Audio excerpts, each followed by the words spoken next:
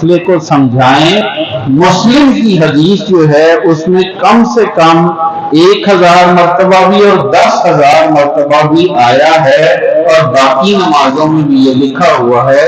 تو آپ نے یہ بات فرمائی کہ چھوڑو حدیث کو، ہم ایک لمحے کے لیے چھوڑتے ہیں اور قرآن میں جو ہے نا بات کرتے ہیں. تو آپ نے فرمایا علماء سے، جو علماء دونوں فرقوں کے تھے، فرمایا وَالضُّحَىٰ وَاللَّيْلِ إِذَا سَجَىٰ مَا وَدَّعَكَ رَبُّكَ وَمَا قَلَىٰ وَلَلْآخِرَةُ خَيْرٌ لَكَ مِنَ الْأُولَىٰ. اس کا ترجمہ مجھے ذرا کر کے بتائیں کہ کیا ہے.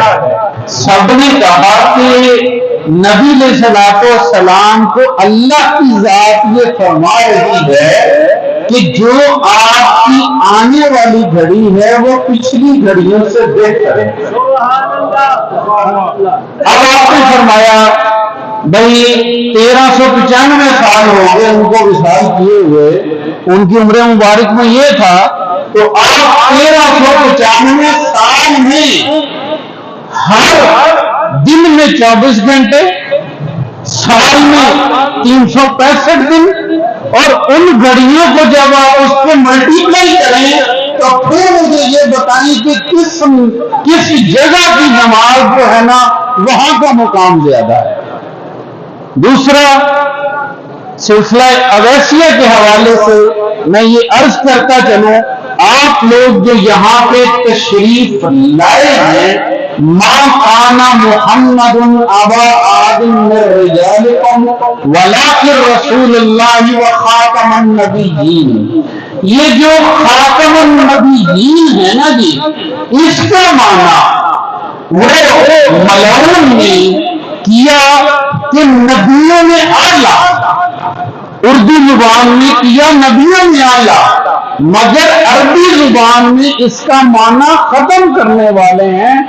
آپ نبوت کو ختم کرنے والے ہیں، اور آپ کی حدیث ہے کہ نبوت کا جو محل ہے اس میں آخری اینٹ آپ ہیں. اب اس محل کے اندر کسی چیز میں کی گنجائش باقی نہیں. اب راسخون فی العلم کی بات کرتے ہیں کہ وہ راسخون فی العلم کیا ہے؟ وہ علماء ہیں جو انبیاء کے وارث ہوئے. آپ اگر پیر غلام رسول اویسی صاحب کے پاس، آپ سائیں صاحب کی بارگاہ میں، قبلہ اسلم صاحب کی بارگاہ میں آتے ہیں تو آپ کو یہاں سے رسول اللہ صلی اللہ علیہ وآلہ وسلم کا پیغام ملتا ہے، دین ملتا ہے، آسانی ملتی ہے، تبرکات ملتے ہیں. اس کی ایک مثال دے کے میں آپ سے بس اجازت چاہوں گا. امام غزالی کے بارے میں سب نے سنا ہوا ہے. اب یہ جو غزالی ہے نا، یہ دو بھائی تھے، ایک احمد غزالی تھے، ایک محمد غزالی تھے. جو محمد غزالی جن کو ہم امام کہتے ہیں، میں ان کا ایک واقعہ آپ کے ساتھ آپ کی نظر میں پیش کرتا ہوں. آپ اس وقت کی اسلامی یونیورسٹی جو تھی نا، جامعہ نظامیہ بغداد میں، وہاں پہ مدرس تھے، پڑھاتے تھے. آپ جب ایک حلقہ درس دیتے تھے نا جی، آپ جب ایک کلاس پڑھاتے تھے تو 10,000 دعوتیں رکھی جاتی تھی، مگر ایک شاگرد 8 دعوتیں رکھتا تھا کہ حضور بیان پیر و مرشد فرما رہے ہیں، تعلیم فرما رہے ہیں، میں رک نہ جاؤں. 10,000 دعوتیں رکھی جاتی تھی. اتنا بڑا حلقہ درس ہوتا تھا. اتنا بڑا حلقہ درس کے بعد آپ نے یہ کہا، آپ نے فرمایا کہ اپنے جو فیکلٹی ممبر سے، جو اور اساتذہ تھے، پرنسپل تھے، ان سے کہا میں یہ ادارہ چھوڑ کے جا رہا ہوں. انہوں نے کہا آپ کو یہاں پہ رہائش موجود ہے، تنخواہ ملتی ہے، آپ کا حلقہ درس اتنا ہوتا ہے کہ بڑی دور دور سے طلباء دین کی جو ہے نا وہ پیاس بجھانے کے لیے آتے ہیں. آپ فرماتے ہیں وہ ساری باتیں ٹھیک ہے، مگر مجھے ایک بات سمجھ نہیں آئی.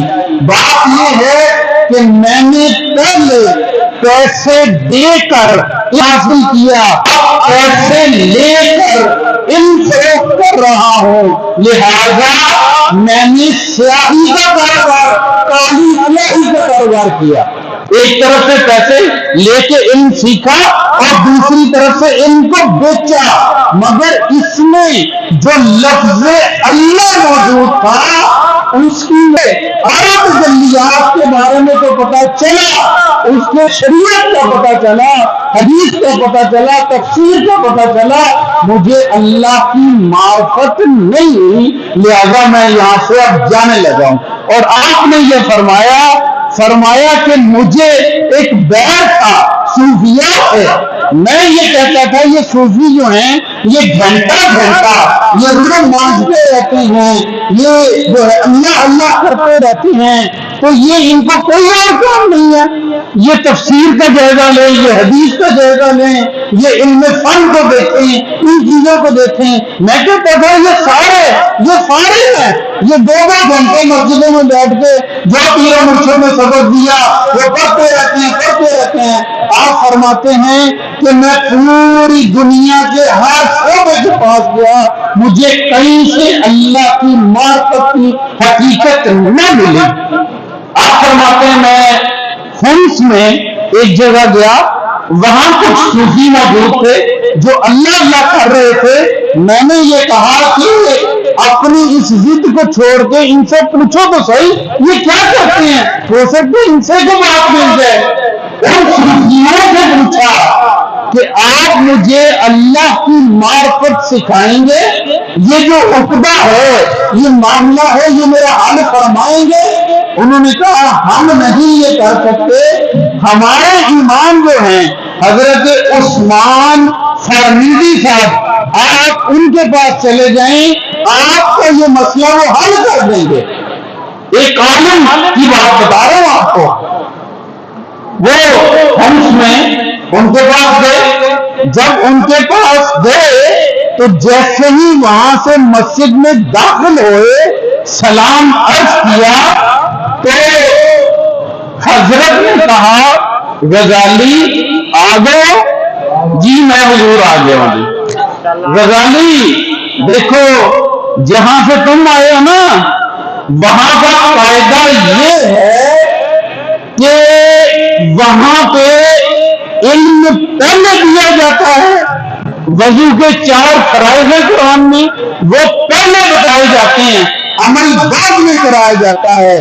ہمارے ہاں طریقہ اس سے مختلف ہے، پہلے تم عمل کرو گے اس کے بعد تمہیں علم ہوگا۔ اگر یہ شرط منظور ہے تو بیٹھو، نہیں تو جو شاباش فلسفہ پڑھاؤ۔ انہوں نے کہا کہ نہیں حضور، میں جو ہے نا جی میں اس کے بارے میں پوری کوشش کروں گا، آپ حکم فرمائیں۔ انہوں نے وہ بات مان لی۔ فرماتے جیسے ہی میں وہاں پہ بیٹھا، مرشد کریم کی ایک نگاہ میں میرے دل کے پردے کھول دیے اور میرے اوپر معرفت اللہ آنا شروع ہو گیا۔ بہت شکریہ پیر صاحب، وما علینا الا البلاغ المبین۔